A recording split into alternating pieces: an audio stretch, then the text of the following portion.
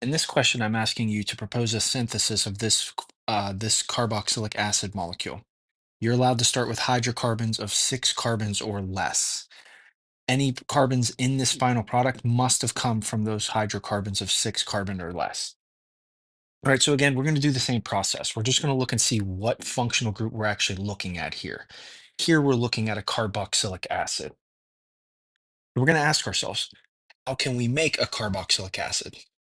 Well, you know you can oxidize primary alcohols by using the Jones oxidation. That'll get us back to an alcohol. We also know there are 7 carbons in this final product, but we're only allowed to start with 6. And as soon as we see that we have more carbon-carbon bonds than we're allowed to start with, that probably means we used a Grignard reagent or an organolithium reagent to form that new carbon-carbon bond. So we're going to try to work this product backwards until we get to an alcohol, because remember, every time we make an alcohol with more carbons in it, we can do that via a Grignard in some sort of electrophile.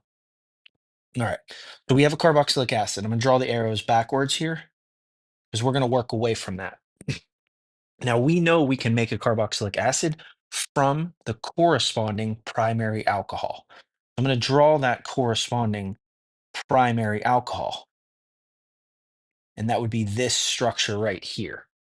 So now I'm asking myself, what reagents did I use to convert this alcohol into that carboxylic acid? And that's our Jones oxidation. I'm just going to write Jones here. All right. Now we have our 7 carbon alcohol, and that's what we're going to focus on. And this is the moment we're going to try to take this thing apart into 2 different pieces, because this is the part where we're going to use a Grignard reagent with some sort of electrophile to make this primary alcohol. Well, this is where we have to keep in mind. When we use a Grignard with formaldehyde, it always makes a primary alcohol. We already know that the electrophile used in this must have been formaldehyde. This carbon right here that I'm highlighting, that is the carbon of formaldehyde, which means this must be the new carbon-carbon bond. So this is where we're going to split this thing in half. So one side of this, I'm going to draw a little dash here to show where we're splitting this in half. Everything to the left side of that dash must have been the portion that came from the Grignard reagent, which means the magnesium must have been bonded here. And we're going to put some halogen on there, either chlorine, bromine, or iodine, but not fluorine. I'm just randomly choosing chlorine there. All right, so the left side came from that Grignard. The right side must have come from formaldehyde. And then after we reacted those 2 things together, we did the acidic workup in order to put that proton on the oxygen. Now we're going to keep working our way backwards here. We'll start with the Grignard reagent. We're just going to ask ourselves, how did we make this Grignard reagent? Well, we always know we can make it from the corresponding haloalkane, which is in this case fluorocyclohexane. What reagents did I use to make this transformation? I used magnesium metal in some sort of ether solvent. I'm going to go ahead and say diethyl ether here, but it doesn't have to be. And that's going to make our Grignard reagent from chlorocyclohexane.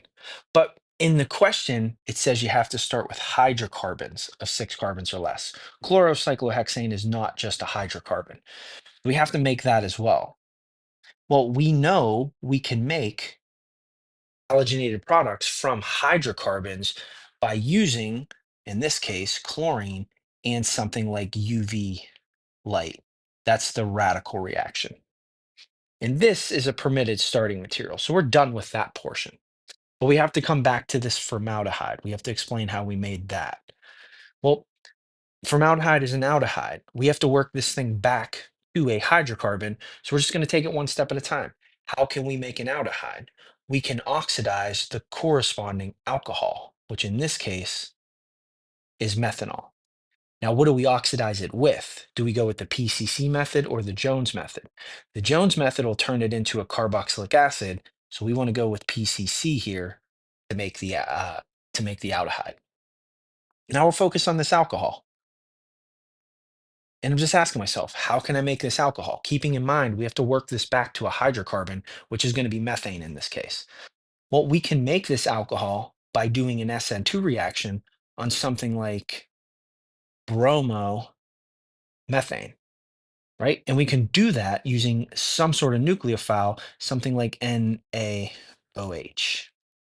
That's just an SN2 reaction. And if we want to form bromomethane, we can make that from methane using bromine and UV light. And that works us back to methane. Those are two starting